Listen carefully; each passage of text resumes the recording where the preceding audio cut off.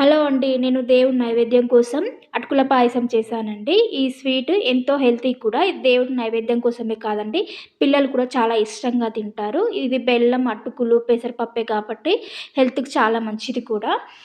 మనం ఎట్లాగో శ్రావణ మాసంలో వరలక్ష్మి వ్రతంకైనా 5 రకాలు, 9 రకాలు చేస్తారు కదా! అందులో ఏదొకటిగా ఇది చేయొచ్చు. చాలా ఈజీ అండి. దానికోసం ఒక మందపాటి గిన్నె స్టవ్ ఆన్ చేసి పెట్టుకోవాలి. ఒక టేబుల్ స్పూను నెయ్యి వేసుకొని, నెయ్యి హీట్ అయిన తర్వాత మనం ఒక కప్పు కింద కొలత కోసం ఒక కప్పు తీసుకోవాలి. అదే కప్పుతో ఒక పావు కప్ అంతా పెసరపప్పు వేసుకొని లైట్‌గా సిమ్‌లో పెట్టి మంచిగా ఫ్రై చేసుకోవాలి నెయ్యిలో. ఎక్కువ డార్క్ కలర్ రానివ్వద్దండి. ఇలా మంచిగా సిమ్‌లో పెట్టి నిదానంగా ఫ్రై చేసుకున్న తర్వాత ఒక 5 మినిట్స్ లోపే పడుతుందండి.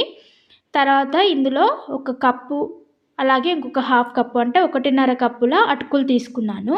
నేను ఇంకొక హాఫ్ కప్పు కొలత కొలుచుకునే లోపు కొంచెం పప్పు ఎర్రగా అయిపోయిందండి. దాన్ని స్కిప్ చేసేయండి మీరు. ఇంత ఎర్రగా కానివ్వద్దు. తర్వాత ఇది బాగా సిమ్‌లో పెట్టి అటుకులు కూడా బాగా ఫ్రై చేసుకోవాలి. ఇందులో ఈ ఫ్రై చేసుకున్న తర్వాత మనం ఒకసారి చెక్ చేసుకోవాలండి. ఇది విరగాలి. మనం విరిచితే ఇలా విరిగిందంటే మంచిగా ఫ్రై అయిపోయినట్టే. ఇప్పుడు ఇందులో మనం కాచినటువంటి చిక్కటి పాలను 1 లీటర్ వరకు పడుతుందండి నేను తీసుకున్న క్వాంటిటీకి. ఆ లీటర్ పాలు ఇందులో యాడ్ చేసుకోవాలి.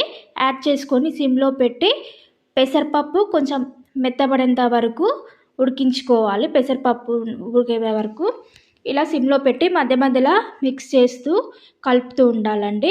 మనము ఇందులో వేసుకునే బెల్లము కొలత కోసం తీసుకున్నటువంటి కప్పులో సన్నగా తరుక్కొని ఒక కప్పు కొలుచుకొని పక్కన పెట్టేసుకోవాలి. స్వీట్ ఎక్కువ ఇష్టపడే వాళ్ళు ఇంకొంచెం ఎక్స్ట్రా యాడ్ చేసుకోవచ్చండి. కావాలంటే ఒక 2 టీ స్పూన్లు అలా యాడ్ చేసుకోవచ్చు. ఇప్పుడు ఆ బెల్లం మనము కొంచెం వాటర్ వేసి, పావు కప్ అంత వాటర్ వేసి ఇలా బాగా కరిగించి పక్కన పెట్టేసుకోవాలండి.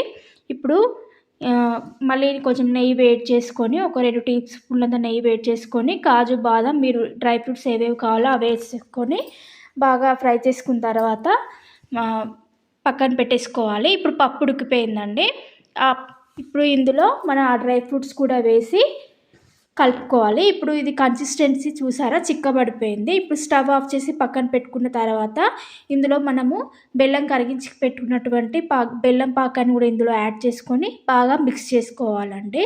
అంతేనండి, ఎంతో టేస్టీగా రెడీ అయిపోయింది. ఇలా ఉంటుంది కన్సిస్టెన్సీ. పూర్తిగా రెడీ అయిన తర్వాత మనం తినేటప్పుడు ఈ విధంగా ఉండాలి కన్సిస్టెన్సీ.